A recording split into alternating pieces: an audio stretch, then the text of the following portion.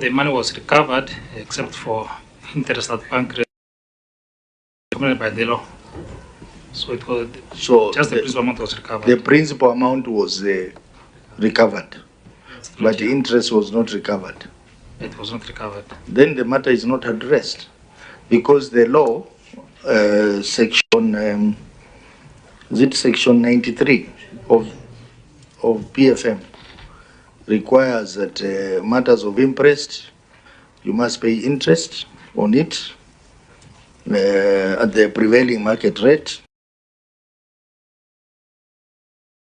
Was there any administrative action taken on this officer? Because the same regulation, payment of interest and administrative action, was it taken? There was no administrative acts taken except for verbal warning, because they said that recovery of the interest, they thought it was punitive enough.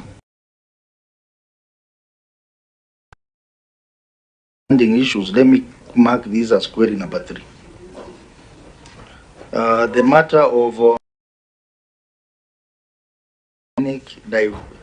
diversity. I think this one you said it had been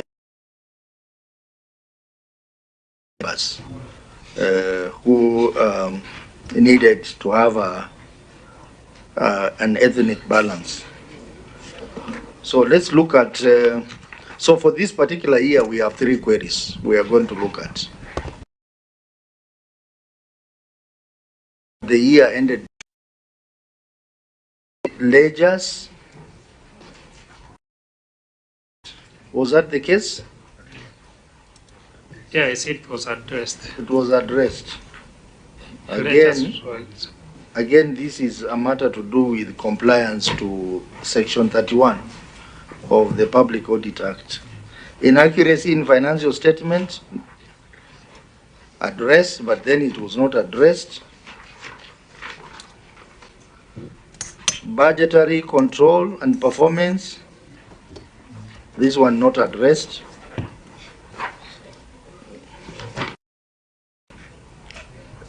Incomplete years in the 2023 report. Irregularity in upgrading Barabara Mpya Mitume Road. This one is partially addressed, but auditor, is it recurring? Chair, it's not recurring. Okay, so now we mark this as query number 4. Irregular expenditure on the task force is recurring, and I think Mheshimiwa Chasange does this. So we take the query in the year 2023.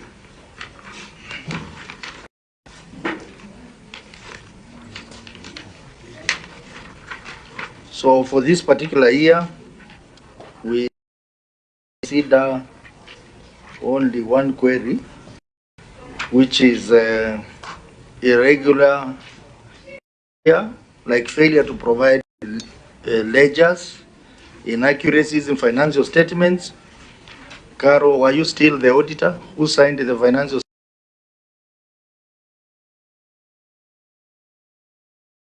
One who signed?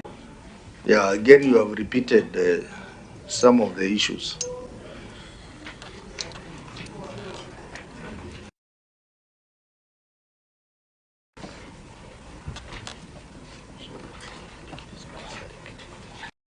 Okay, the final year, which is the year ended 2023. But before we go there, I would like to ask Vice Chair of this committee and Senator for Kisumu County. Welcome to the Senate, Governor. You forgot to say a member of the broad-based government. You know the governor is also a member of the Tawi movement.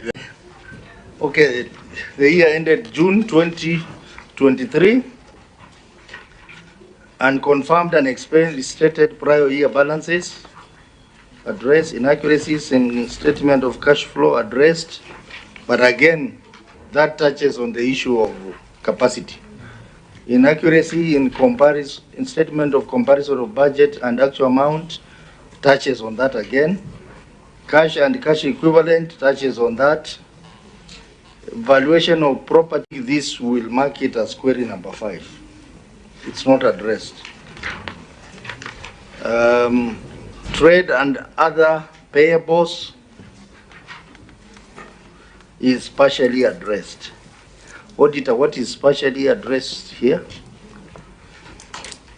Chair, the adjustments was done, invoices were given, and the payment vouchers, we have verified that. But for the deposit account, they are not maintaining the ledger of individual, those individual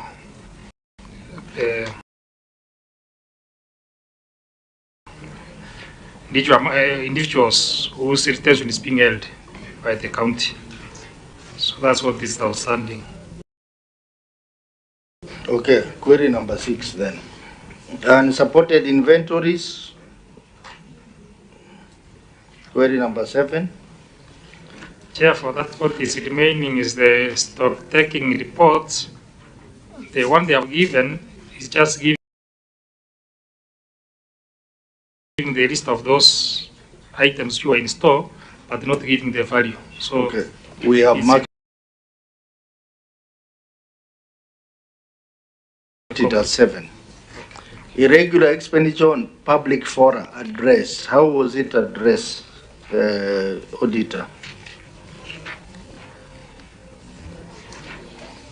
Chair, for the irregular expenditure on public fora, the vouchers were provided, and we have verified with the supporting documents. There are copies of invitations which were placed around the target settlements, and therefore the stakeholder involvement invitations were done through the letters to target the stakeholders and the emails from the consultant to individual committee members. And then there is also a settlement executive committee erected for the purpose of linking the office with the stakeholders. So those ones were provided, and we confirm their irregular board expenses. How was it addressed? Chair, for the board expenses, they have given us a invitation letters to attend and attendance registers and the minutes of the board meetings, which we have looked at and they attached as an annex. Okay, irregular expenditure on task force. This query recurred from the first year, so we mark it as number 8. Outstanding interest. How was it addressed? Chair, you have mentioned that one from the previous year, because so it was also on the interest, which was already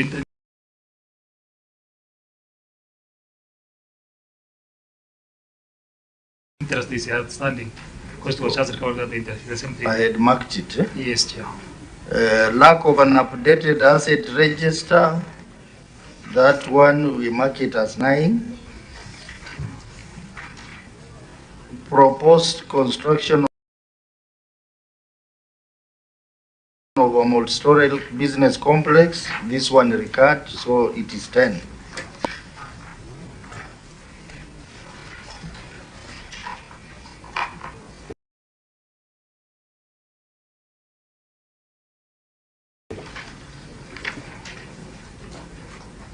Auditor, how was the query on an implemented CIDP, ADP, and budget projects addressed?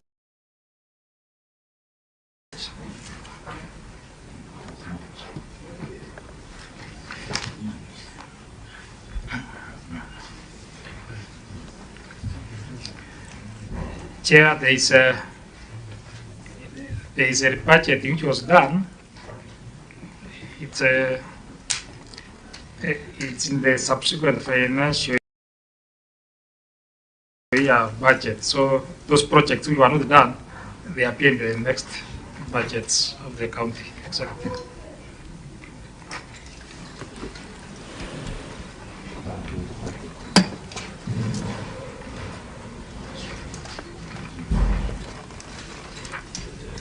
So that one we'll mark it as number 11.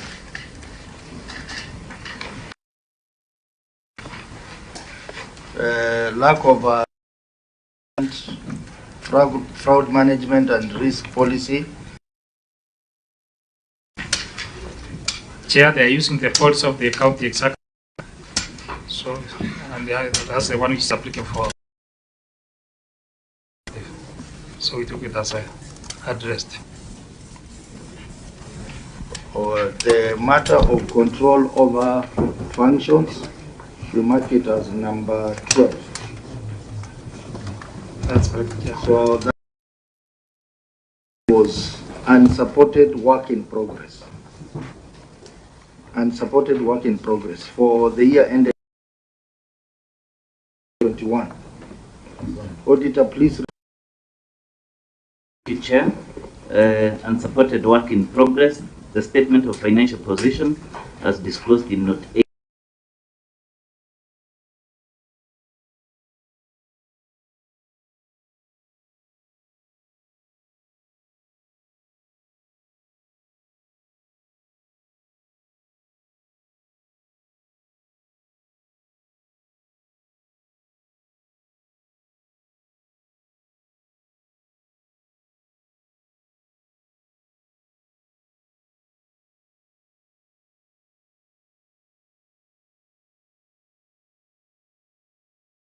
And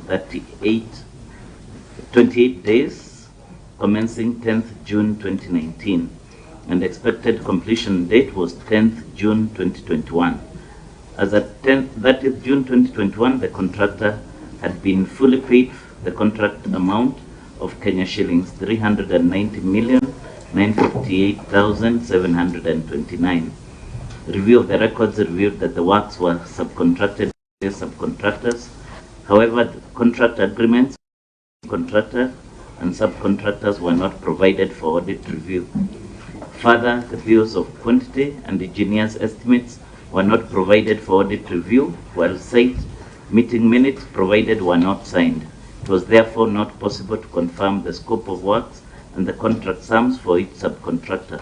In the circumstances, the accuracy, ownership, and valuation of property, plant and equipment balance of Kenya shillings 392,376,681 could not be confirmed.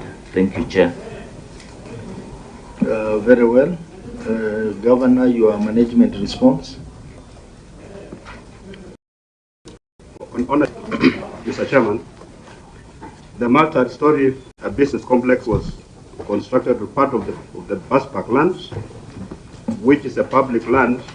The land 26, formerly LR number 2116/601, is not yet registered, and the county is in the process of registration. The land was encroached, but the county reclaimed the whole parcel and has constructed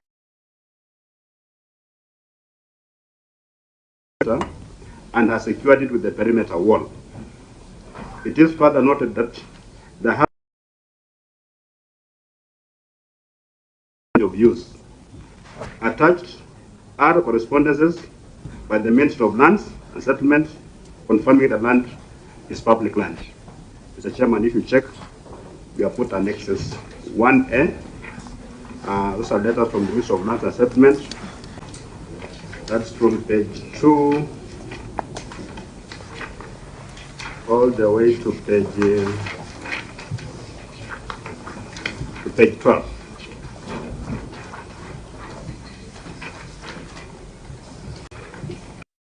That the land is public land. The claims we hear are rumors, nothing in concrete, nobody has come forward to claim it, and we have secured the property. The process of getting a title deed is underway. Okay, let's start with the auditor. Auditor, what is your comment on the response?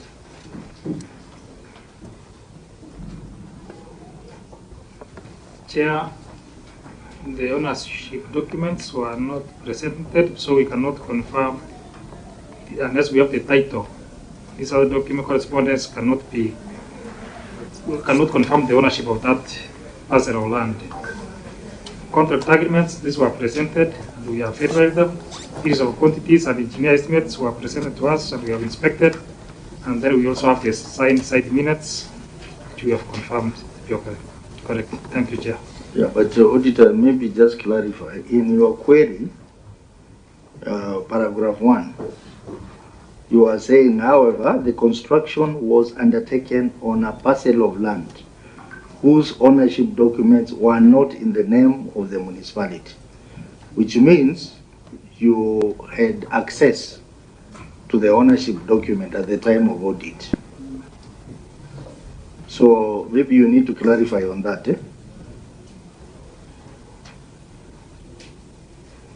Yeah, the documents which were there are the ones which the governor tabled, and then that's why we are saying they are not in the name of the municipality. So he has confirmed this in the name of their public land owned by the county government. So we wanted to be in the name of the municipality because we are looking at the municipality, not the whole county government. That's what we are trying to say. Okay, Senator Eddie, please put yourself on record. To the committee and to Governor, together with your team, good afternoon. My name is Eddie Gisheru Okech, Senator from Migori County and a member of this committee. Thank you very much. So you see now, the response from the governor is that this was public land. He has indicated the details of the land and stated that this land is yet to be registered, but the county is in the process of registration. So that's why I'm asking you to explain those documents that you reviewed. They were in the name of who? Who was the title holder? Chair, there is no title to this land. It was given to us. Then your query is a bit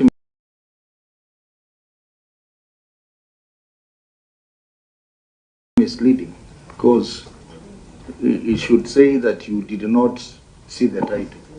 But the query implies that the ownership document were not in the name of the municipality, meaning that you had access to the to the documents. So there, I think it's a bit misleading.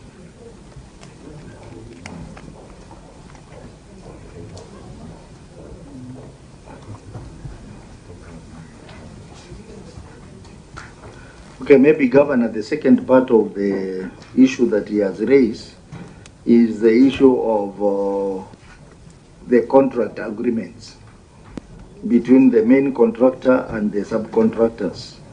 The auditor indicates they were not provided. In your response, you have not mentioned that.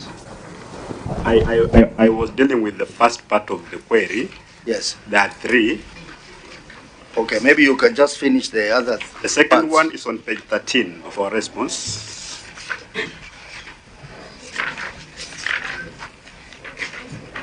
Yeah, you can proceed and read it out so that we just cover it at the same time. Under the contract arrangements, there are 5 specialist works. 1, sculptor works. 2, general electrical installation works. 3, plumbing, drainage and fire protection and installation works. 4, kitchen extract systems installations by the main contractor with the approval of the client represented by the consultant. The subcontract agreements between the main contractor and the subcontractors have been availed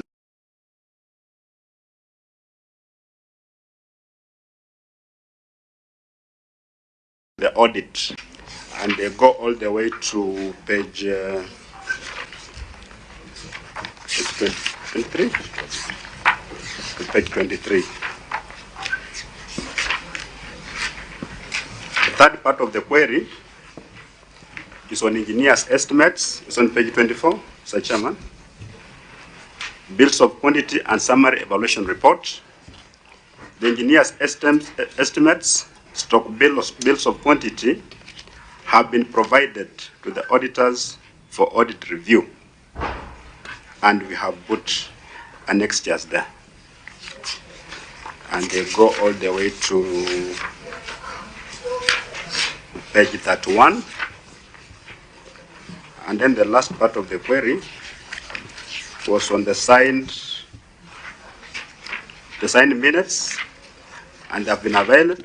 That time they were not availed, but the signed minutes have been availed to the auditors for audit review, and we have attached the evidence. It goes all the way to page 47. So, Auditor, I want you to make your comments on those three parts of the presented, and we have looked at them. They appear correct. And the bills of quantities as attached, they were presented to us, and we have confirmed they are okay. And then the signed site minutes also adequate. I think, Auditor, I think you will need more time. You will need to verify, because you remember you started by telling us that this query is not addressed.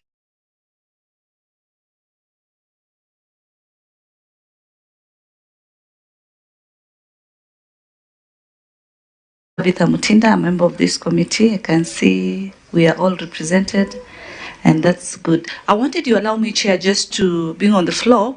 I just had the auditor's response in terms of they received the documents, we'll look at them. Auditor, when did you receive these documents, and why did you not in your management report write to the governor? I mean, yeah, to really ask for these documents on time for you to come before this committee and state that you are then given documents and you look at them.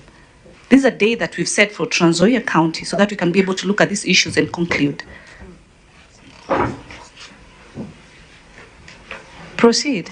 Chair, I don't think I have said that we received and we asked for them to review this document. I said these documents were received and confirmed by us. So if I say that, I can't remember saying that. Okay, let's be on the same page. These documents were received and you confirmed. So this issue is still not yet addressed, because in your receiving of the documents, then you raised these concerns, Auditor.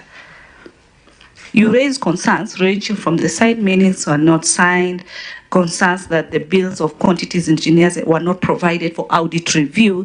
You raised the concern that the contractor agreements between the main contractor and the subcontractor were not provided for audit review. So did you receive and still you claim that you did not audit? Can you come out properly? Chair, the audit query was raised in the audit of 2020-2021 financial year. At that time, the documents were not given to us, or the team which was on the ground. Now, when they are responding, or the county governments respond to these summons to the Senate, they have now responded. The documents they have shared with the Senate, and they gave us a copy which was received on 13th of August, 2024.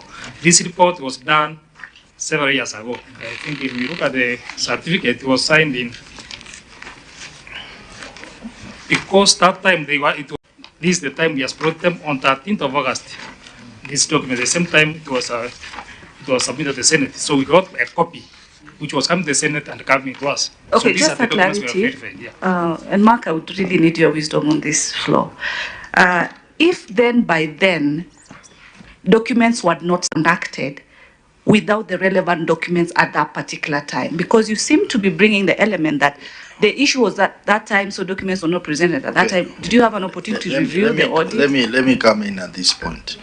You know, honorable members, the auditors are a part of us. They are our technical arm. Allow me to say that those matters would be handled differently. But go back, verify these documents that have been given to us, and do the physical verification of the construction, and write back to us in 14 days. Chair. That is the way to go. No, Chair. Because I don't want a scenario where we are going to exchange among ourselves. Yeah, allow me to add on to what Senator Tabitha is trying to say. On the year 2023, there is a query, number 6, on trade and other payables. We are coming to that. No, let me drive my point home. Yeah. Most of the queries here that we were told are addressed. We merely said that there were capacity issues and that the accountant was overwhelmed. She has not been going for the trainings. So they are just anomalies. But there is a very high fiduciary risk. Let me show you in number 6. They said there were late submissions, and later the invoices and everything were submitted. So the query was addressed. But sincerely, when we look at the invoices, the dating and the days that they were received, there are so many anomalies.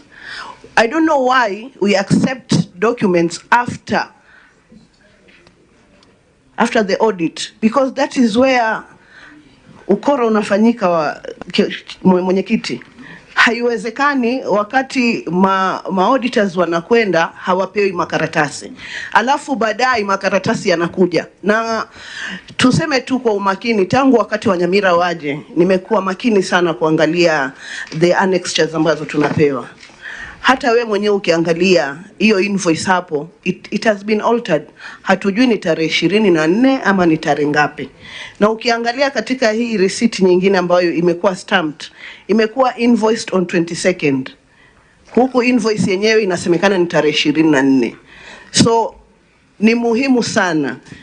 Ukiona mahali kwenye Public Finance Management Act mwenyekiti imesemekana kupeana stakabadhi kuchelewa ni hatia, ni kwa sababu hapo ndio ukora ufanyika. Yeah, that's why, honorable member, I marked that query, the query on trade and other payables.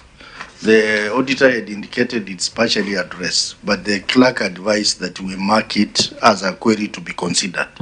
So we are going to consider that query. Number 6 that you are referring to. Chair, in any query that there were late submissions, we need to give it to the auditors to take them back, waende wakaangalia hizo annexures ambazo tumepewa. Kwa sababu tunaona ziko na matatizo. Na hazioneshi hata vizuri pia. They're not visible.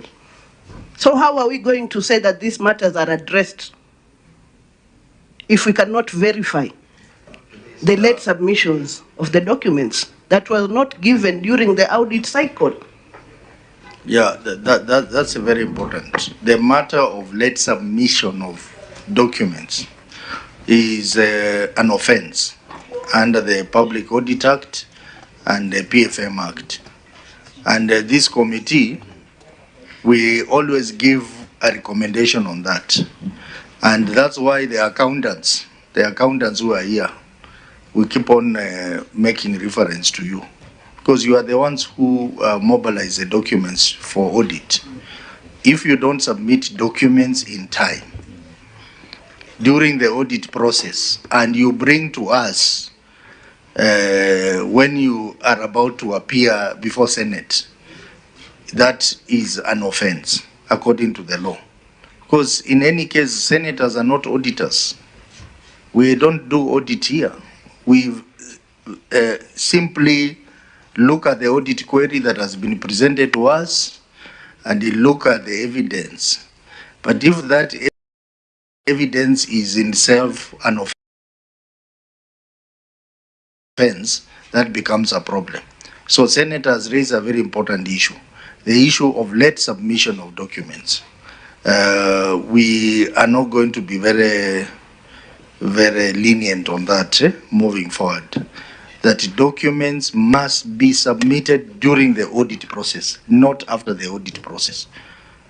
Senator Eddie, and we need to make progress. We have 12 queries to handle. Yeah, this is a qualified opinion. And I actually take offense when we are almost indicating that auditors did not do their work. And I think it's unfair to the auditors.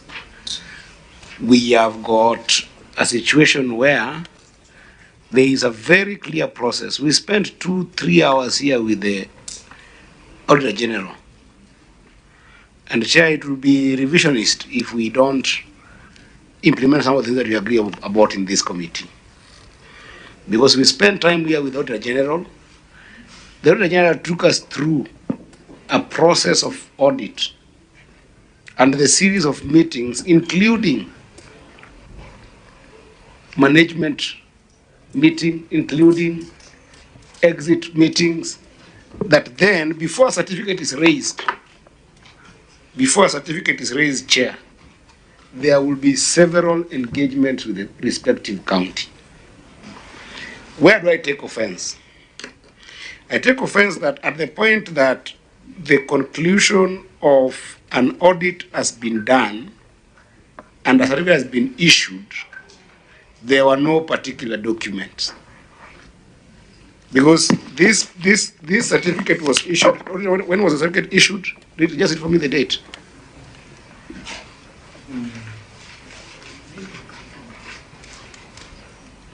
October 2022. The certificate was issued in 13th October 2022. The documents that are responding to audit queries were received in October 2024. Is that true? August 2024. Chair, how are we being fair to the auditors? The response that we are looking at here, we are not doing an audit query interrogation. Chair, we are auditing. That's the meeting we are having here. And Chair, I think that you should pronounce yourself, and the legal person can be able to read for me Section 62 of the Public Audits Act. What does it say? If you allow me.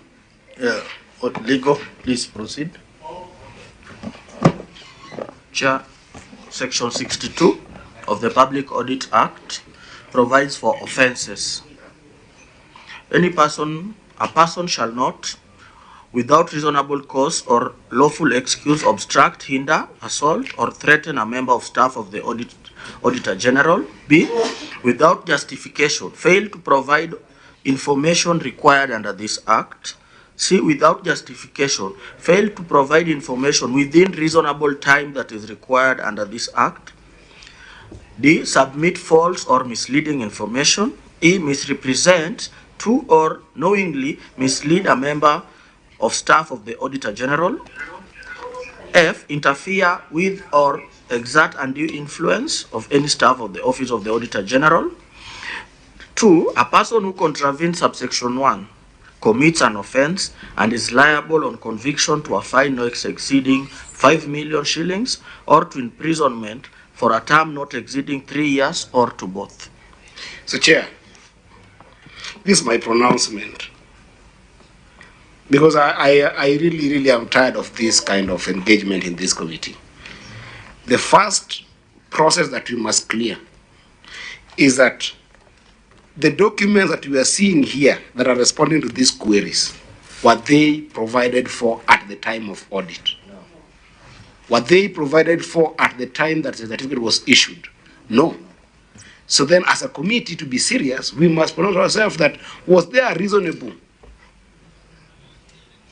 reason that made them not to be availed, and was that communicated to the auditors? If there isn't, we must pronounce ourselves to that particular section of the law. And then the second question would be, when they are provided for, which the auditors, to be honest, the Auditor General was very clear here, and we gave, it is this committee that gave the Auditor General direction here. I sat here for 3 hours, and we said, if you're going to receive documents after a certificate has been issued, there is no provision of that under the law. And you cannot hold the auditors liable for that. You punish and you call it a day. Because, Chair, I will not come to meetings where I come and start auditing a report. This audit we are doing here is not a scrutiny of the audit queries.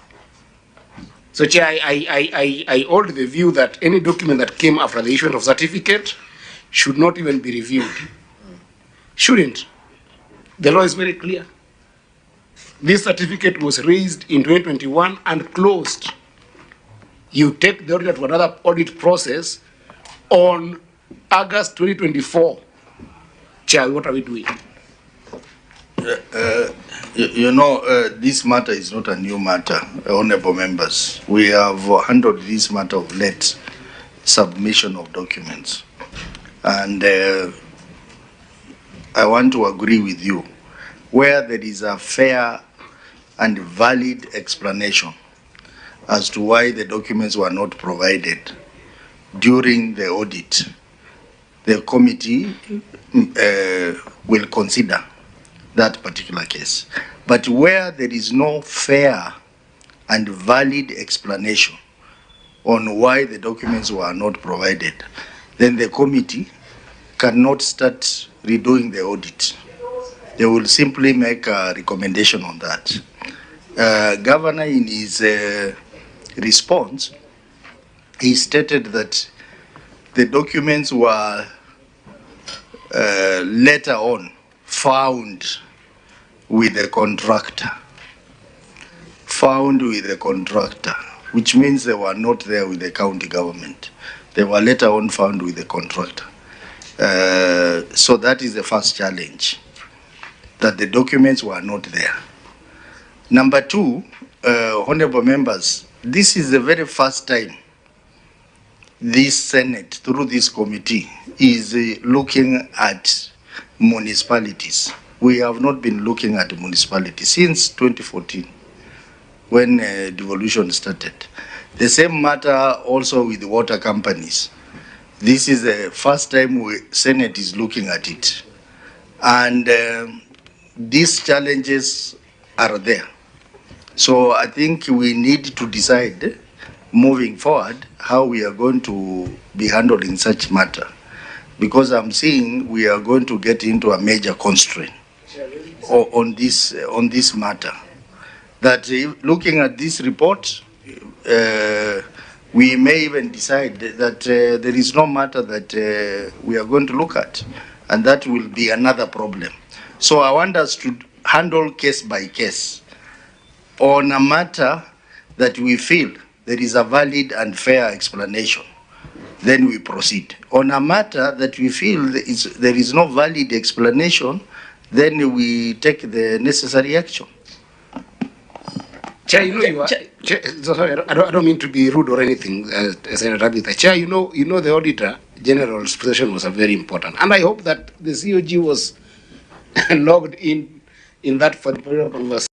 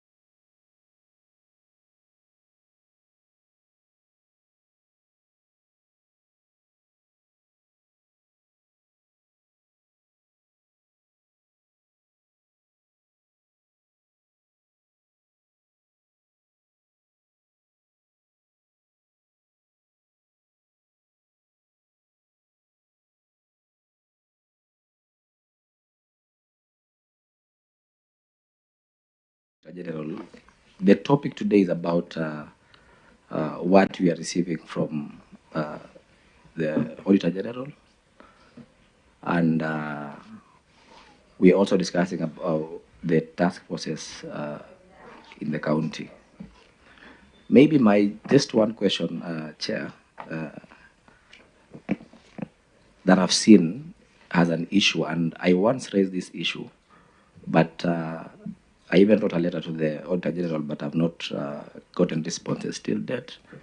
But because they're here, I just want to get clarity on one thing, because it's very important in this committee, that now that the governor is here, I just want to confirm if the governor has a county attorney.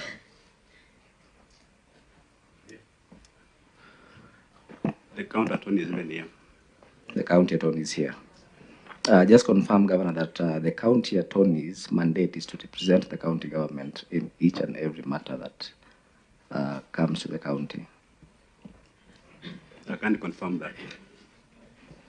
Because which matter is he representing the county? Okay.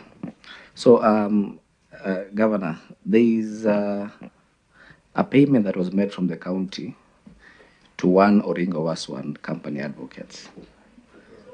Senator, I know where I'm going, Chair. Senator Jasang, you know, we must restrict ourselves to the query in question. If you have an issue regarding a particular query, you bring it at that time. Right now, the query here is about the matter of unsupported work in progress. We exhaust that, and then we come to the particular query where you are raising. We'll give you a chance, because we want to move on systematically as we cover these queries. Chair, please give me a chance to ask this question, because you know, as we speak, you know I'm supposed to be chairing a committee that you're also a member. I understand. What I'm trying to say, my chair in ICT committee, is that we want to move systematically. We want to handle this query, which talks about the business park that was being constructed. Once you exhaust that, and you have a particular issue you want to raise regarding these three reports, we have no problem you raise. You are the area senator. We need to give you as much leeway as possible, but just allow us to run systematically. Point of order, Chair. Starting with this query. Point of order. What is your point of order? My point of order is that for the purpose of moving forward, yes, why can't we, because maybe the senator of Washingihu has got another committee to go to, why can't we then finish this query that we are handling, and then once we finish, you can make a special request to consider a query that is relevant to what he's talking about, then you can excuse him. Is that a middle ground? Yes, but only if the queries are contained in this report. Exactly. Any matter outside this report, it will be very unfair. I agree. For us to look at. I agree. So I will allow you to raise it, but in these three reports. Yes, definitely. It is coming in under the task force queries that we have. Yeah. Yes, so the task force was query number... Yeah, it was query number 8, marked number 8, for the year ended June 2023. So I will allow you to raise it, and then we allow you to leave. Yeah, after we finish this. After you finish that. Yeah, so the conclusion on this, can I just conclude on this, Chair? It's a very important conclusion. This one, on the current query we are handling. Work in progress. Yes, just give us a few minutes. We conclude that first query, and then we come to this one, so that you can leave. So what is your issue? Yeah, Chair, you've heard the governor indicate that, you know, sometimes there are no documents, you know, there are contractors that were not availing the documents. It sounded to me like when the auditors came, and Chair, you know, this I raise a lot of respect to the governor. He's one of my favorite governors. But with regards to this particular audit query, it sounded to me like when the auditors came, we did not have these documents. That's what I got. And that is a serious, relegation of duty. Because under the PFM Act, if you leave the Audit Act, and perhaps, Governor, you can help us understand the process with which you build your financial statements. Because you've got accounting officers under Section 149 of the PFM Act. And that section requires, under 2K, it says, not later than 3 months after the end of each financial year, the responsible accounting officer must prepare annual financial statements for that financial year and submit them to the Auditor General for audit, with a copy also submitted to the county treasury. And then J says they must try at that time to resolve any issues resulting from an audit that remain outstanding. By the time these things becomes queries to the Senate, there is almost 6 steps of audit triggered by your preparation of financial documents. So what I heard you, Governor, saying is that you prepared your financial documents without requiring your contractors to give you submissions that are relevant and important to that financial statement process. And that's the problem, because then it means that the document that the subsequent documents that are required by auditor in solving these issues never get to come. So then it sounds something like this. If the Senate asks us for those documents, we respect the Senate so much, we will avail those documents, but not the auditors. Because for that answer to surface 2 years after the certificate was issued, it means that there was no even correspondence subsequently to the audit. And that's why I'm saying, Chair, that it's extremely important that this section of the law must be exhausted. Section 62 of the Public Audits Act must be exhausted in this process to make sure that auditors have got an easy way and a very effective way of conducting audit by making sure that documents are submitted. This is not happening during the audit process. It's a requirement that 3 months after the financial, at the end of the financial year, those things must be available. Chair, submit. I want, you have comprehensively explained. Senator Eddy understands the PFM and the Public Audit Act in details. And I think the governor, from his explanation, understands that. What I want us to do, I want us to agree on one thing as a committee, and this matter can be discussed internally. What we are going to do with this elephant in the room called late submission of documents. We need to agree. How are we going to handle it? If we say that no county that has submitted late documents should appear before us, let it be like that. So it is a decision that I don't want us to discuss it here. Let us discuss it internally. Number 2,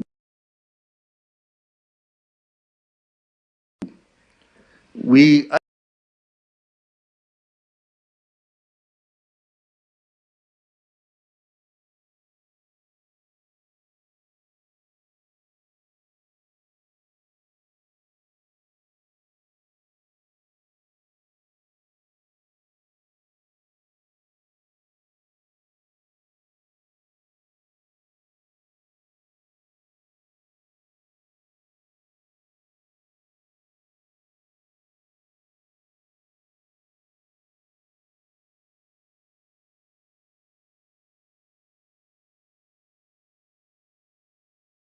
frequent report. Seeing a scenario that if we try to tighten that bit, we will not move. We will not move with the old reports because this governor was not there. There was another governor who was there. He will come and say, I was not there. And then he said, I have now brought the documents. What are you going to do? So, honorable members, let's leave this debate to our internal meeting. No. We cannot. We have No, 12 let queries me put to it handle. like this, kindly, Chair, with all due respect. Yes. I agree the governor is a new governor. We are on the same page, but there's something that needs to come out. What we are trying to bring out, as you say, the relation of a new committee, the relation of a new governor who was not even there in 2021, is so that at this particular moment, moving forward, governor, these issues do not repeat, so that you can be able to address such that even in your next term or whoever will be there, these issues do not arise. I want that connectivity to come out so that synergy can be able to help us sort this issue. We are not here on war. We are here to try and look at where the problem was. Chair, you've already given directions. We are on that, but it needs to come out that this law was there in 2015. So the person, as you say, the committee will retreat, make our own recommendations so that action can be taken moving forward.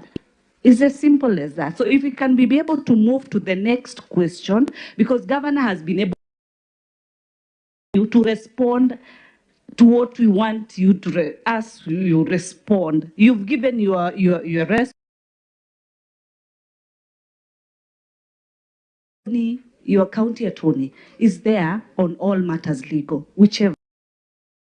Not fair to say that, you don't know, but he's there, and it is good that is there, and we are happy as a committee when you have a county.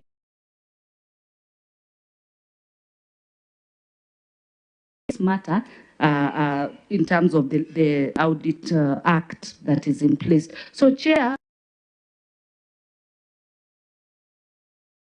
Is, just to clarify, members will have our own internal engagement on the issue of late submission of documents.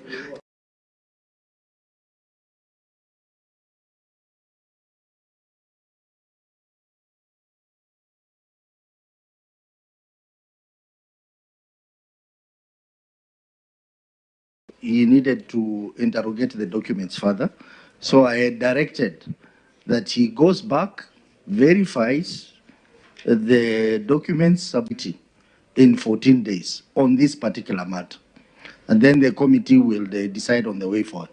Honorable members, for the purpose of Senator Chesang, who is going to chair another meeting, allow me to jump to issue number 8, which is irregular expenditure on task force. That is contained in the report for the year ended 2023 and is a recurring query. It recurred for the 3 years.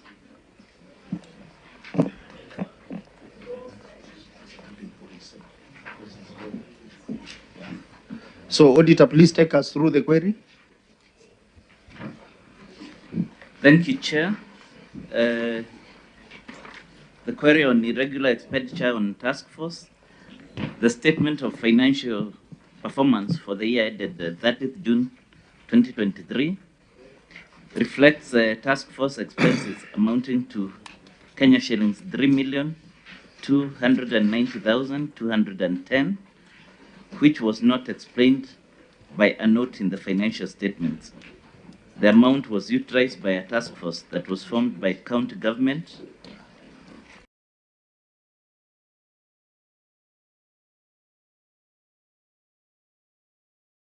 of Trans Nzoia,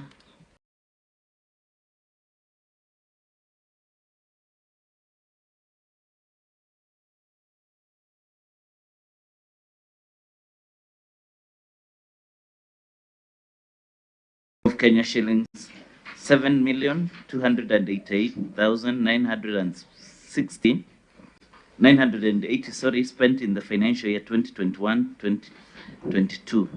Examination of the payment vouchers revealed that though the funds were spent under the municipality vote, the activity was under the Department of Lands, and the municipality only accorded custody of the funds and had no control over the funds. It was therefore unclear why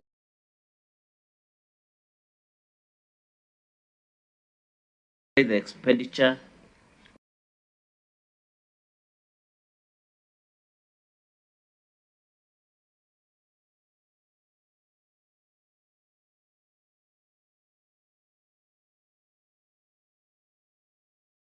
financial statement. Also, the activity was not budgeted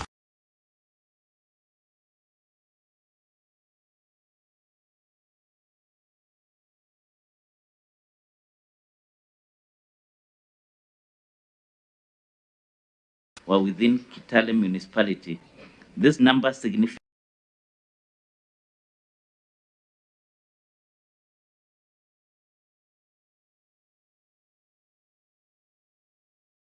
incurred the expenditure without a budget, and the task force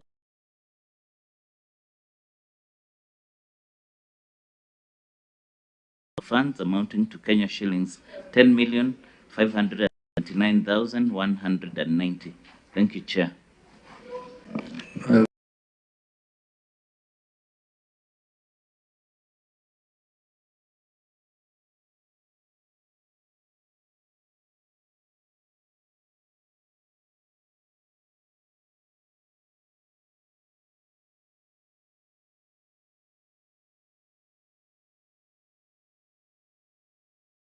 Very well. Governor.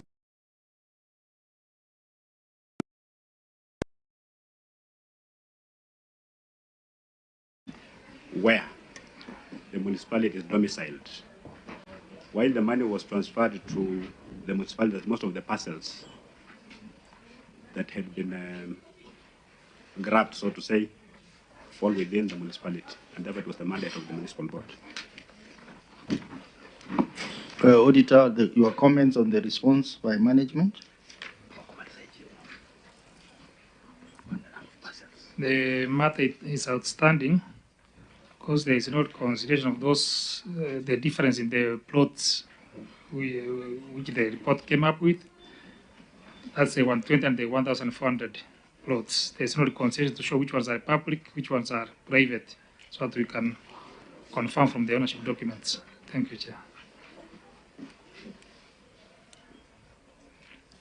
Okay, let me start with this, Senator Chesang.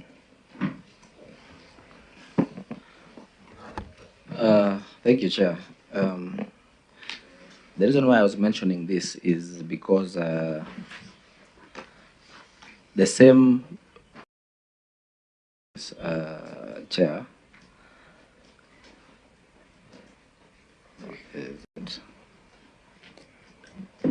which has queries of 3 to 9 tier.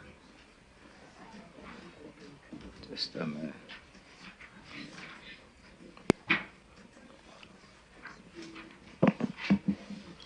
And I'm also the same task force which has the irregulatory expenditure for 3,290,210. It just caught my mind that, Chair, why I was asking, the question I was asking earlier is that this task force consisted of how many members? Maybe, Governor, if you can confirm how many members were in this task force. The task force dealing with land issues in Trans Nzoia County.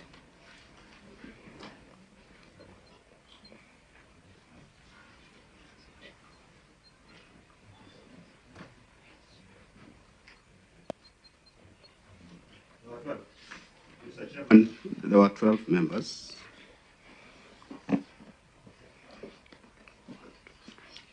Thank you, Governor. So, Governor, can you be able to list the 12 members of the task force?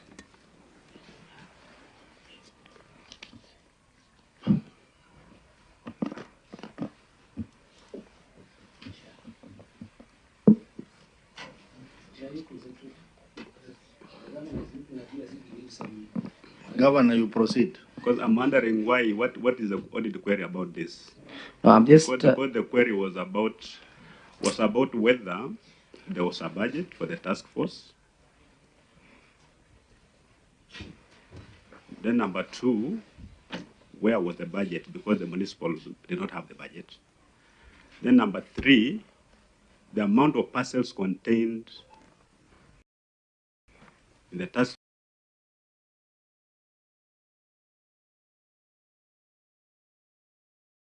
force report is at variance with what's known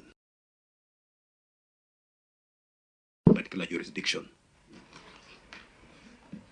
So the issue of membership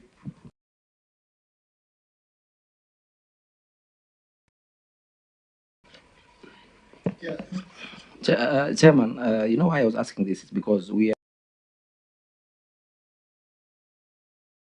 and what I'm seeing, the reason why I'm asking Governor to chair of this committee is the same person the county is paying, which is conflict of interest. That's why I'm just asking. I don't think that is something that I need to, if it's something that can be clarified here, chair of this committee, then I just need clarification because maybe I have the report here, I can read the names. Yeah, just proceed. Doesn't break anybody's back. Simiyu Ewasike was the chairperson. Margaret Muchelule Goko was the vice chairperson.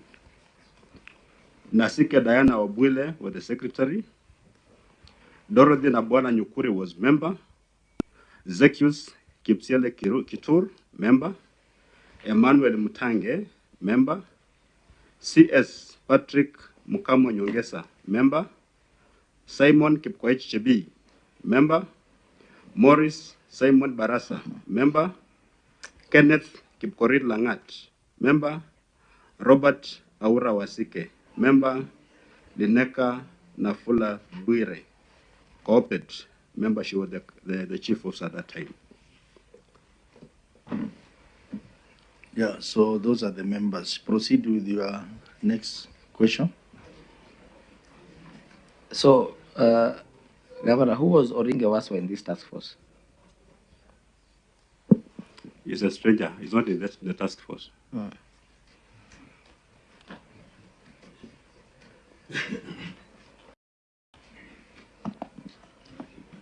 Chairman,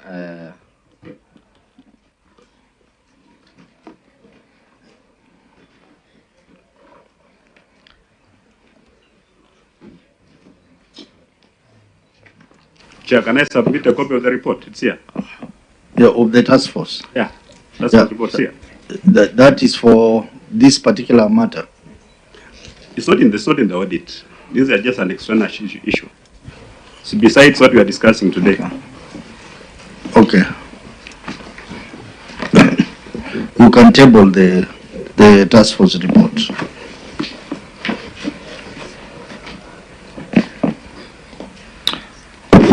so Chairman, I think that opens other books that maybe I just want to share some I'll submit some few questions. Maybe you can follow up once I've left, but I think I am well guided with what the governor said, has responded.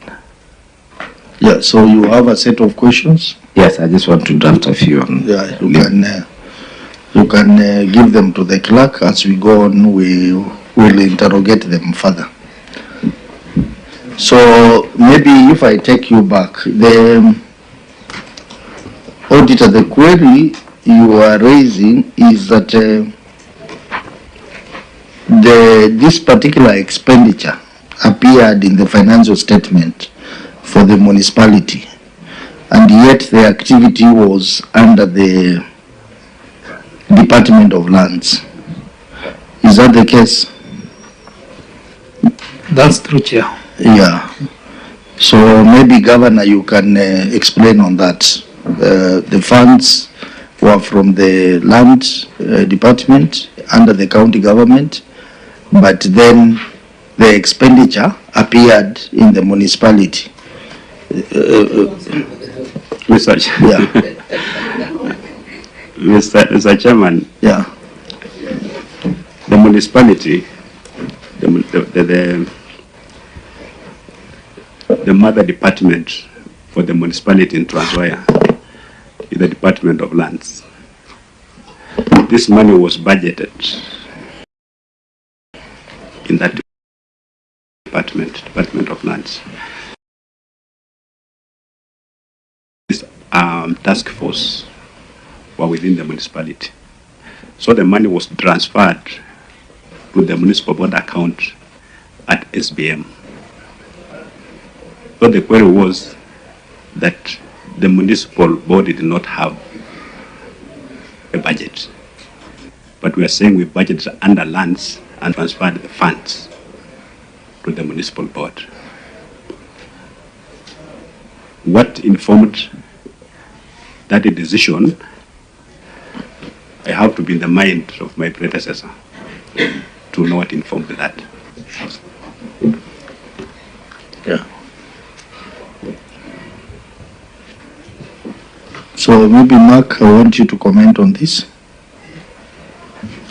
Chair, I think this is an issue that we have been noting with the municipalities, where there has been commingling of funds between the department and the municipality. I think it's also an issue that has been raised in one of the queries to do with the independence and autonomy of the municipality in terms of budgeting and expenditure. Thank you, Chair. Yeah, so Senator Edie. Where is Annex 10? Which page is Annex 10? The next page.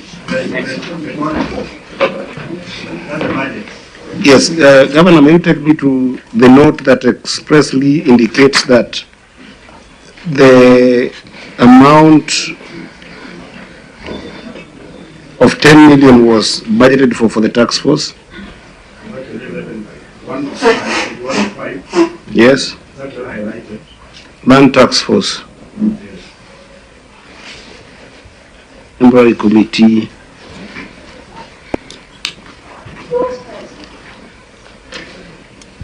So the budget was 11 million. Yes.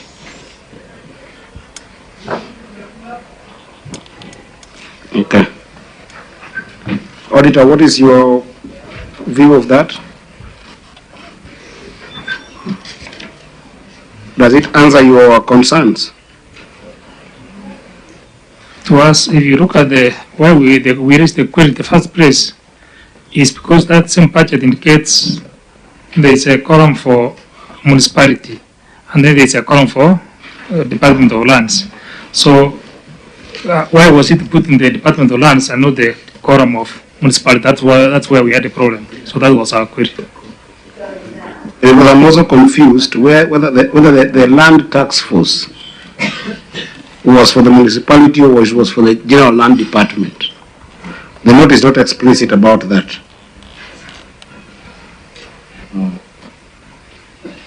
Governor? You can respond, Mr. Chairman. Proceed. The task force was for the entire parcels of land, public land in Trans Nzoia County. Okay. But as I said, almost like 80% of the targeted parcels are within the municipality. That's why there's huge land grabbing within the municipality. Okay. Yeah, Chair, sorry. I also wanted to ask the auditor, because you've stated that the previous year's audit report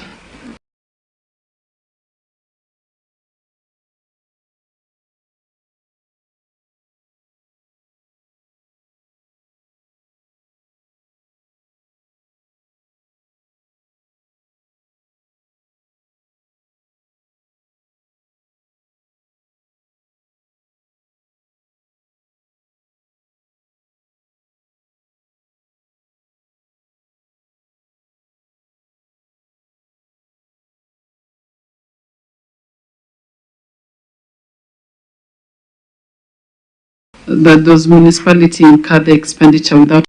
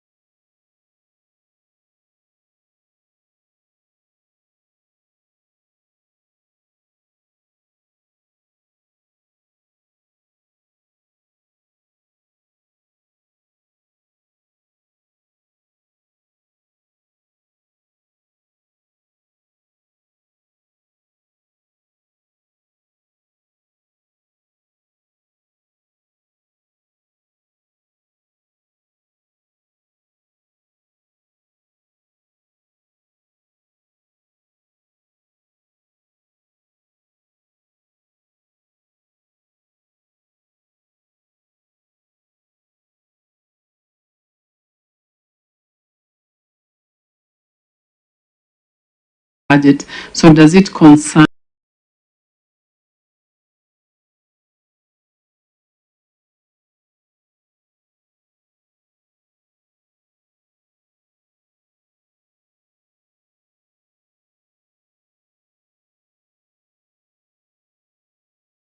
is looking at every municipality as a separate reporting entity for the purpose of auditing. Then municipality should have their separate budget, and they should also the way of running their own funds, so that it should be the county government and the municipalities. Though municipalities are under county government, but just that aspect of intermingling of funds brings this kind of queries in all the municipalities that we have reviewed. Mr. Chairman, if I may just add, we had a budget for the municipality. This what happens, what was also finding strange, that the money was in lands, then was municipality. When even that particular year, the municipality had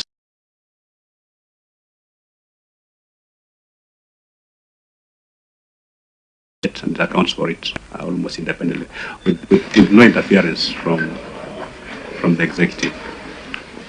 And then on the parcels of land, I think the valuation role covers all parcels of land within the municipality, all of them, private, public, covers all that.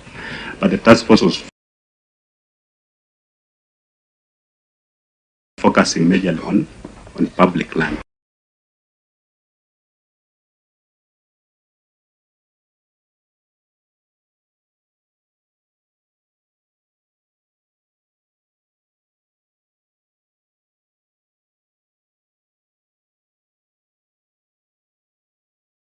We may not have gotten right with 123, but then again 1,000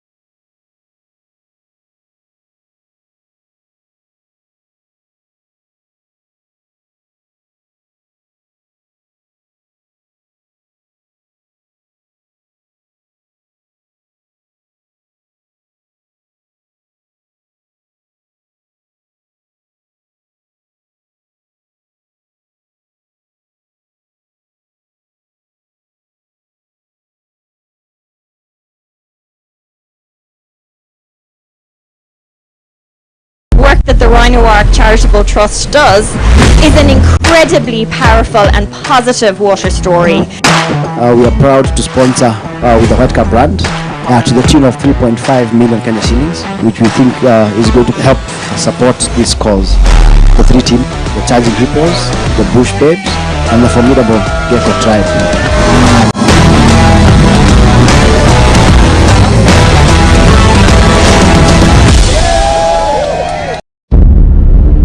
Letters for Good.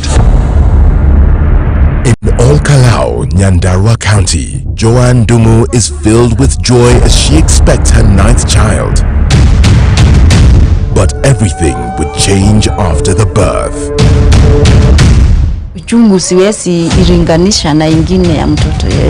There's an untold story inflicting misery on thousands of women.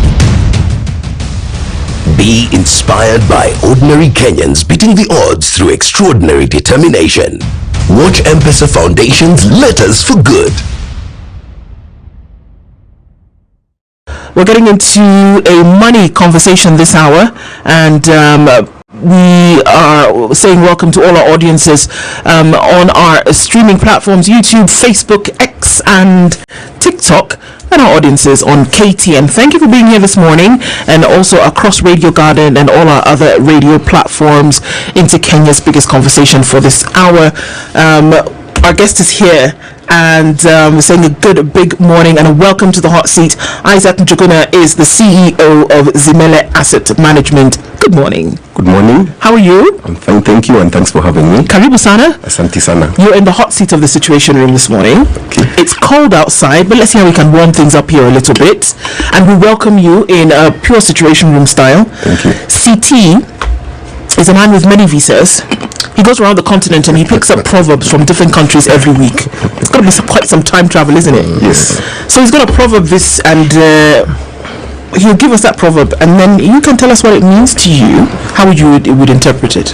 Is that all right? Fine then. Okay. Hot water. No, first of all, the proverbs for this week come from the Republic of Cote d'Ivoire. We have been looking, last week we were in a country that is similar to the one we're looking at this week because they all border the ocean. If you're on this continent, it's either the Atlantic Ocean or it is the Indian Ocean. Okay, so the country of the Republic of Cote d'Ivoire, formerly known as the Ivory Coast. When you have a country that had ivory, it means it had elephants. So one wonders whether those elephants still exist in the large numbers that they once did. Hot water does not burn the house. Hot water does not burn the house. That's the proverb. Now I'd like you to tell me what you think it means to you. Your interpretation of it.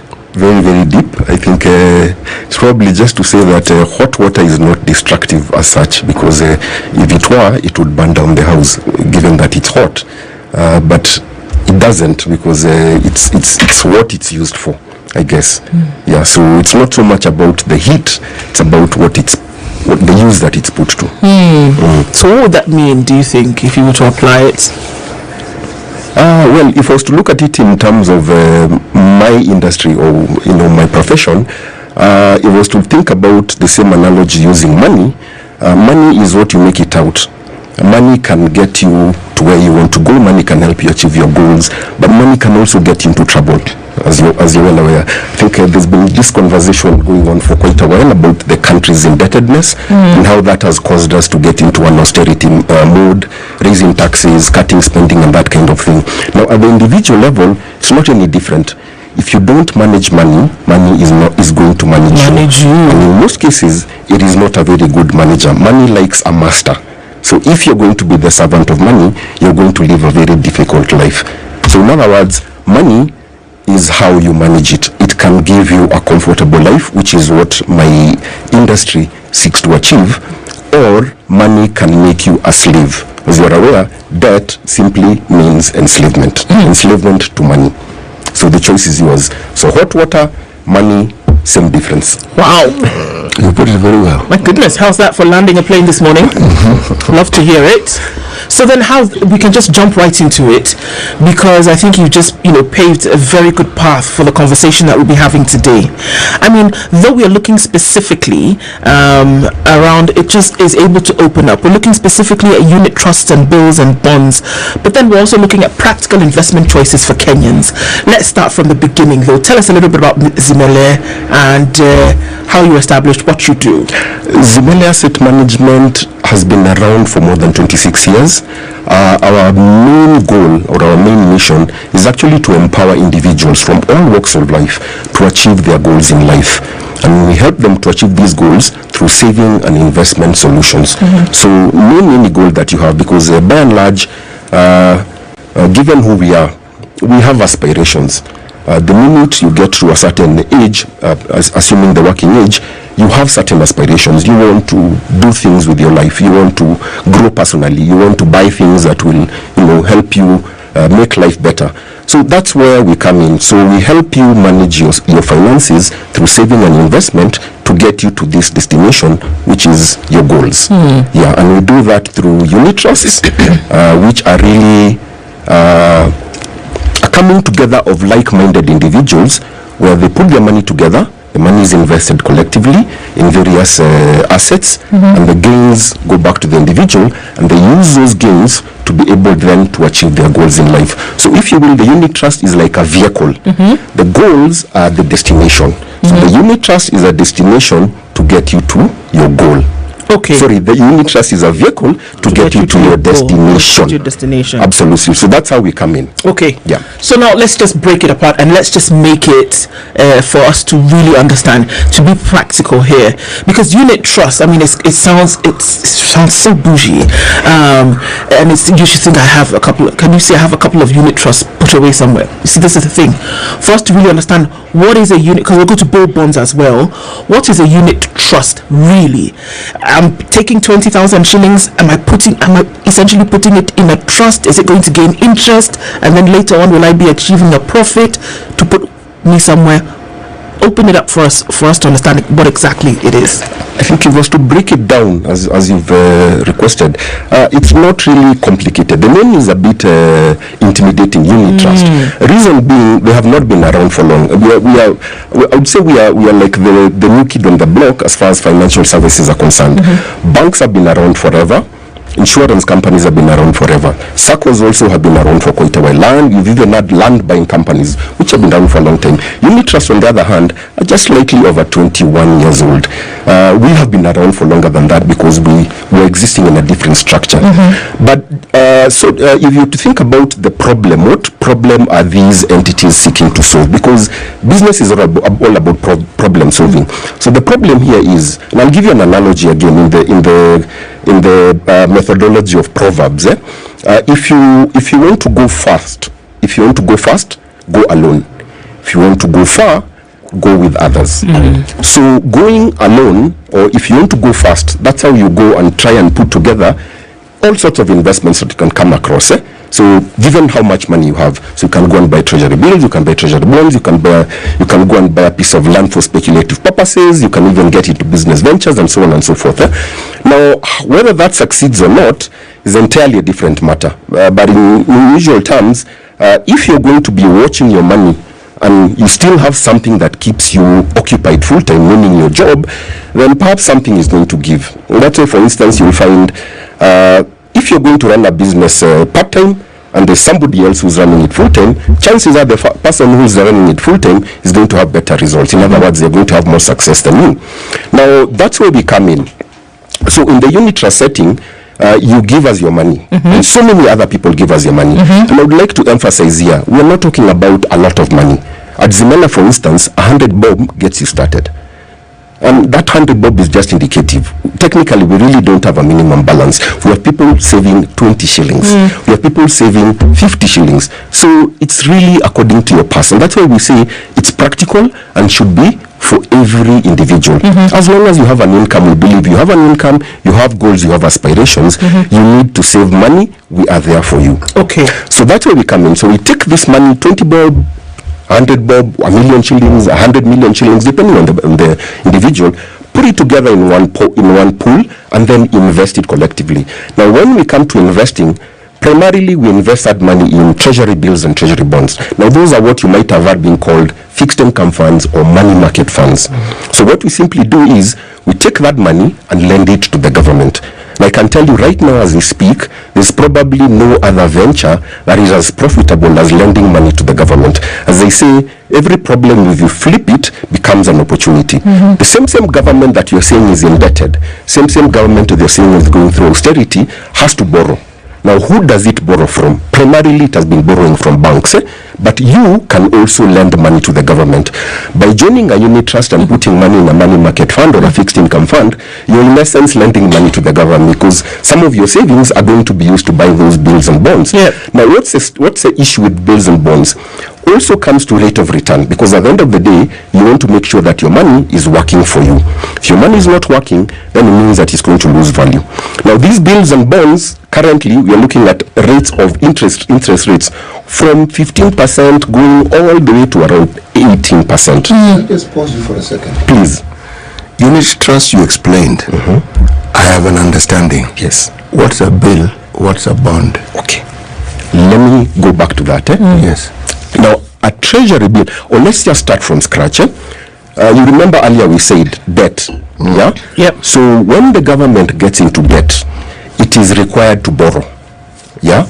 Or sorry, when the government cannot meet its expenses, its budgetary obligations. Right. Because the government, unlike you and I, has the power to tax. Yeah? It can tax and it can borrow. But generally, all that is guided by a budget. So the budget is presented. So in that budget, estimates of spending are provided there. And then after looking at the estimates of spending, they come and say, this is how much revenue we can raise from taxes. But there's always a difference. In other words, the government always lives beyond its means. Now, that difference is what is called a deficit, budget deficit. And most of the ministers, cabinet secretaries' measures are geared towards closing that deficit. And that's where the borrowing comes in, because the borrowing is how the deficit is reduced. So how does what methods does this borrowing take? It can be domestic. Now, domestic borrowing is what is referred to as treasury bills and treasury bonds. These are simply, they're called instruments, financial instruments, that the government sells to raise money from individuals, from banks, from financial institutions, to be able to bridge its budget deficit. What's the difference between a bill and a bond? A treasury bill is a short-term borrowing instrument for the government. By short-term, we mean less than 1 year. So currently, as we speak, we have three kinds of treasury bills. We have one that matures after 3 months, we have one that matures after 6 months, and we have one that matures at just about a year, 364 days. And the longer the duration, the higher the rate of interest that it's supposed to give you. The 1 year maturity comes in at around 16%. So if you have to put your money there, minimum amount 100,000 shillings, you should get about 16% interest. So you come back when you get 16,000 shillings? Absolutely. Okay. So that's a treasury bill. Yes. Bill, short term. Bond, long term. So a treasury bond is how governments borrow long term. So a treasury bond will have a maturity of 2 years, and currently we have one that was issued quite a while back that has a maturity of 30 years. In some countries, you can even raise that maturity to even 50 years and beyond, based on how the confidence is in the markets. So that's the difference. Treasury bills, same percent? No. Treasury bonds come in at a higher percentage because you're lending for a longer duration. Okay. So generally, the longer you're lending money, the higher the compensation you should be given. Therefore, the higher the rate of interest. Yes. Okay. So that's bills and bonds. Okay. Yeah. So where do you suggest, or where do you recommend that folks who have, some money to then invest should put their money? Now, as I said earlier, in the same spirit of Proverbs, if you want to go alone, if you want to go fast, go alone. If you want to go far, go with others. So here, if you really want to go fast, as in you want to go, then you go directly into these instruments. So put your money together. How much do you need? 100,000 shillings for treasury bills, 50,000 shillings minimum for treasury bonds. Now you need to ask yourself, How many individuals have that kind of money on a regular basis? Treasury bills are sold on a weekly basis. So they have what they call auctions, and they are usually conducted by the Central Bank of Kenya. So in each auction, to participate, you need a minimum of 100,000 shillings as an individual. Treasury bonds, on the other hand, are usually sold on a monthly basis through an auction as well, through the Central Bank of Kenya. Central Bank of Kenya is the government's borrowing agent. For treasury bonds, you need a minimum of 50,000 shillings. Now you need to ask yourself, would you be having this money lying around on a monthly basis, on a weekly basis, waiting for you to put it into these instruments? Not forgetting that you have other needs, and not forgetting that there are other dynamics at play. And that's where unit trusts come in, like now the Zimela unit trust. Now, with the unit trust, you really don't need to have that 50,000 shillings every month, or you don't need to have the 100,000 shillings every week. With whatever you have, let's call it even 100 shillings, 1,000 shillings, whatever your pocket can spare, you come and give us that money. We in turn pull it together with money from other people, go and buy the same bill that is being sold for 100,000 shillings, or the bond for 50,000 shillings. But here is the catch: the interest that you earn from there will give that to you, less a fee. I'ma break it down for you. Beko, #1 brand in Europe. There's no rainbow without a little rain. There's no gold without a little pain. Life's too short to just be living. So you're actually better off, because anytime you have money, it doesn't have to be 50,000 shillings, it doesn't have to be 100,000. Whatever amount you have, that 100 shillings, that 1,000 shillings, that 10,000, depending on your pass, bring it to us at whatever interval. We will put it into those instruments and we will earn that interest. And the catch is here: if you need the money, what happens? Now, in the case of buying directly, this going, if you want to go walk fast, you go alone. So if you go directly and buy these bills and bonds, you will have to hold them until maturity for a treasury bill, because there's no what they call a secondary market where you can go and sell the treasury bill before it has matured to get you back your money. You have to wait it out. Waiting it out means waiting for either 3 months, 6 months, or 1 year. Now the problem is, life, emergencies happen. Needs sometimes come calling without any notice. So you need a ready source of funds, or rather, where your money is should be a place also where you can easily get it back. And that's where we come in. So in as much as you are putting this money aside, if you need your money, same day you will get your money. Okay. Yeah. Now, can you have concurrent bonds and bills? Because you said the central bank, for example, is selling these bonds, is selling the bills weekly and is selling bonds monthly. So can you, as an individual, or if you come together with several people, say, okay, well, we've got 100,000 shillings this month, or we've got it this week, can we come together as 10 people who have some 10,000, put it in the weekly bill, come next week, get another bill, come next week, get another one? Can Zimela now say, okay guys, we see that maybe you have some money coming in, so can you have concurrent bills and can you have concurrent bonds? Because I would imagine that what this does is that the profits, just take the 16,000 shillings for example, could be coming to you regularly. Is that something that you could do? Yeah, you could do that. I feel a butt coming on. But now, if you're to do that outside this unit trust structure, there are certain dynamics that you'd have to consider. So, for instance, if you're coming together with a group of people, that would essentially be a chama, isn't it? Now, how much money can you raise through this chama to be able to participate effectively? Now, as it is, we're handling chamas as well. We have something called the Zimela Chama Manager. Same setup. If you have a chama, join, put your money there, earns in the same way. But now, here's what I was trying to say. Now, the challenge here is how do you then do the administration to determine so and so's share is this, because apparently it's likely that people will be contributing in different amounts. So somebody has to keep tabs of that. And unfortunately, given that we are likely to be full-time engaged in something else, record keeping kind of falls behind, and you have issues. Other people are not, coming through their contributions that they should, and then all of you start falling behind. Now, if you to think about it, the unit trust is like a very big chama, but with a very, very strong governance structure. And what do I mean by that? Perhaps this is where the strength of the unit trust comes in. You remember, it is how to get far, because it means you can expect to be saving and investing in a unit trust for as long as you're around, because the governance structure is what will ensure that this entity will continue existing into the future.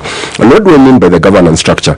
According to the regulator, in this case the Capital Markets Authority, every unit trust has to conform to a particular structure. One, it needs to have a trustee. The trustee is simply like a board of directors who oversee the overall running of the unit trust and safeguard the interest of the members. So any issue affecting the members, the trustee is supposed to jump in and ensure that everything is sorted out. They're also supposed to ensure that money is being invested in the right places according to the guidelines and rules and so forth. Next to the trustee, you have another person there called the fund manager. The fund manager or investment manager is simply the person who is charged with directing where this money needs to go. So once the money has come together in that one pot, they are the ones who say so much percent should go to treasury bills this week, so much percent should go to treasury bonds, so much percent should go to, there are so many other investments that they are also allowed to invest in. And then there's a third entity there called a custodian. And as the name suggests, a custodian is a safekeeper of the assets of the unit trust. So all the monies that are collected from the members and all the investments that are made by the unit trust are held in custody by the custodian, who is required to be a commercial bank for obvious reasons. So with that structure, checks and balances, and you have a regulator at the top, Capital Markets Authority, you have a very, very solid structure where as long as you've put in your money, you're sure to get what you're looking for. In other words, your needs or your goals will be met. The money will be invested in treasury bonds, treasury bills. You will get your interest and you will be able to achieve your goals.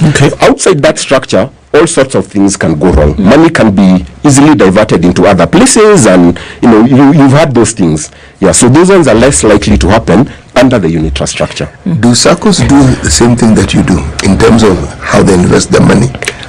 They do the same thing with only one caveat, that they lend money as well. So SACCOs will collect money from deposits, and primarily they are lending. They are lenders really. So they will lend that money to their members.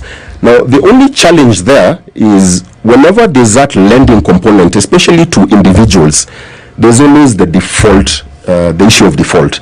So 100 shillings invested, or rather 100 shillings in loans, never comes back in full. And as you're talking about it right now, I'm sure you've seen it in the financial pages. In the banking, if you were to take the same analogy to the banking sector, of the total loans that they've created, 16% are not performing. What does this mean? Money that has been lent to individuals, money that has been lent to companies they have not been able to recover this money for various reasons. Some of these companies might have gone under, some of these individuals might have lost their jobs, they are not able to pay back their loans and so forth. So the SACCO setting presents that risk, that the money might not come back in full. But in the unit trust structure, we are not allowed to lend by law. So all the money we collect from you can only go to investment. The only lending we do is to the government through these instruments, treasury bills, treasury bonds. And these are safeguarded securities. These are guaranteed securities issued by a sovereign or a government.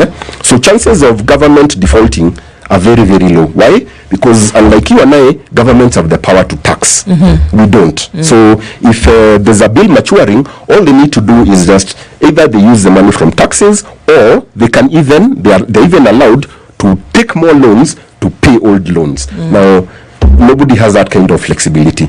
So for that reason, it's considered safe. What instruments does one get when one puts their 1 shilling, 2 shillings, 10, 20, 30, 100 with you?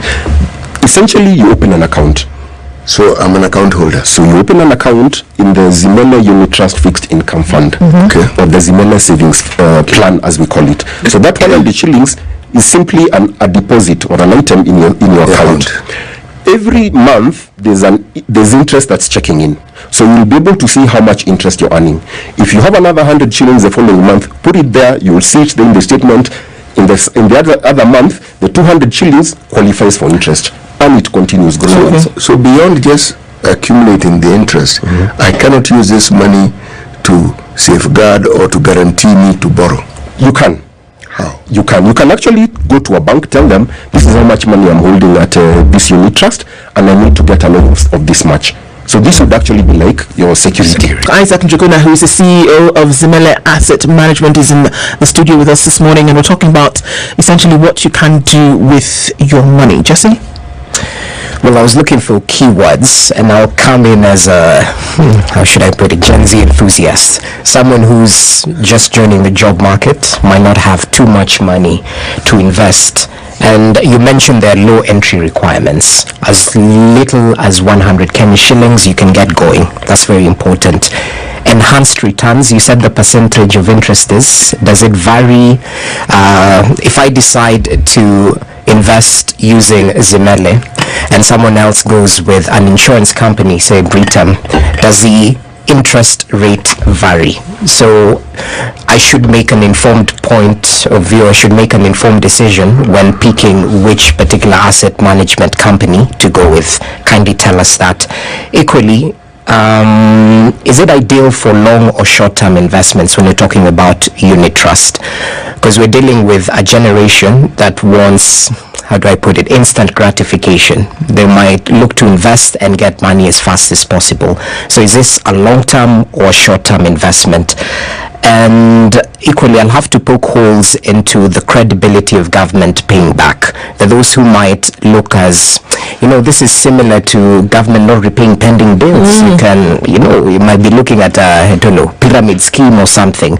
So for those who are of little faith, how do you give them an assurance that despite the poor repayment record by government in other sectors, when you come to unit trust and invest in perhaps bonds or Treasury bills, you are assured of your return? Yes. Okay, thank you for those questions. Number one, I would like to inform you that a very interesting dynamic so far. The Gen Zs are actually majority of our members. Interesting. We serve a whole spectrum of individuals, from students all the way to people in retirement. So we see ourselves as being involved in this whole spectrum. But coming back to your question, one choice of unit trust, one of course is entry level. So like I mentioned, the Zimele is at 100 bob, and technically we can even drop you to 20 bob or whatever your wallet can afford. Now others will vary. There are some who will tell you minimum is 10,000 shillings.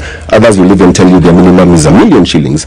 So I guess it depends with how much you feel you can set aside given that minimum.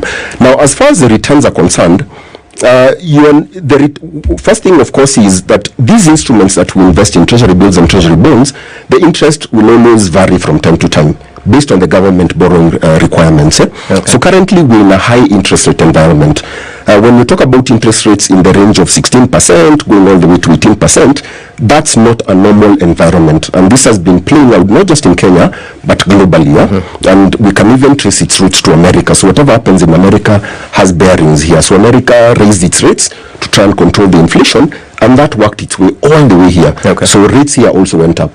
But generally, it's not usually the norm. So in most cases, like if you go back about 2 or 3 years, these same T-bills, Treasury bonds that you're talking about and Treasury bills were below 10%. And by virtue, and because of that, lending rates also on banks and so forth were also lower than where they are. Okay. So they all have a bearing.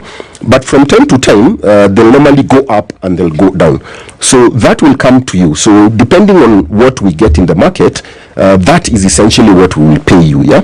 Now, but then again, you are not likely to see a very, very big difference from one provider to another. Why is that? Because we are all going to the same source. So if we are all going to the same source, we are buying the same bills this week, we are buying the same Treasury bonds and so on, then it is not likely that anybody can tell you that they have a considerable advantage over the other. So for instance, if I tell you that, say, we're able to give you, say, 14% after everything has been deducted. Now, when somebody comes and tells you they're able to give you 20%, and you know for sure that there's no instrument in the market currently that can give you 20%, then you know there's something going on. And usually in such cases, risk comes in. So the higher the return that is being quoted outside what would be considered to be the average, just know that you're also embracing a higher level of risk. And what risk means is that it increases then your likelihood of getting into situations that you probably want to avoid. Now, as far as government stability is concerned on these instruments, I would like to assure you that treasury bills and treasury bonds are totally different from pending bills. These are not obligations that the government pays when they feel like, because that's the unfortunate bit with the monies owed to suppliers. The government will take money, will contract you, and then when it comes to payment, they tell you, okay, wait, we have so many things we are trying to sort out. Give us time because we so and so paid us, or rather so and so built this road like 5 years ago, and we are still trying to sort them out. And I think right now the figure is trending to over 800 billion shillings. Okay, but for treasury bills and treasury bonds, these ones are safeguarded by law. Government is required to pay. So come rain, come shine, they must pay that debt. So if they don't, there are serious obligations here, or there are serious ramifications, because by and large, the entire financial services industry is built on these instruments of lending to the government, so to speak. Essentially, you're saying it's built on trust. It is built on trust. Yes. So if the government reneges on payment of treasury bills and treasury bonds, I can assure you, by the time the government is totally defaulting on those, you don't have an economy. You do not have an economy. And in cases where that has happened, or rather, let me just put it differently, in the case where you have a functioning democratic state, it is not likely to have a default on domestic debt. And it hasn't ever happened. Let me make that qualification. Okay. There are two categories of government debt. There's domestic debt and there's external debt or foreign debt. Yes. Now, domestic debt is actually like a merry-go-round. Government issues new debt to pay old debt. So that one you can rest assured that chances of defaulting are close to zero. Okay. Why? Because also the government is issuing in its own currency. It is the one that creates the currency, and it is the one that is borrowing, and it is the one that has the power to tax. So for it to go bust to the point where it is unable to pay the same debt that it is creating, it's a very, very unlikely situation. Okay. Problems always check in on the external debt. Now, the external debt arises, of course, where the government feels, after looking at its numbers and still trying to plug in that budget deficit, decides to go offshore to borrow in dollars, to borrow in euros, to borrow in other currencies. You remember the euro bonds, That's how the external debt comes in. But the external debt can take different forms. The government can choose to go to private lenders, which is where the Eurobond was coming in. Now, the danger in that is that you're borrowing at commercial terms. You're borrowing at very expensive terms. The government can also choose to borrow from other sources, like other countries, or what are called multilateral institutions, like, for instance, the IMF and the World Bank. And incidentally, those are the largest holders of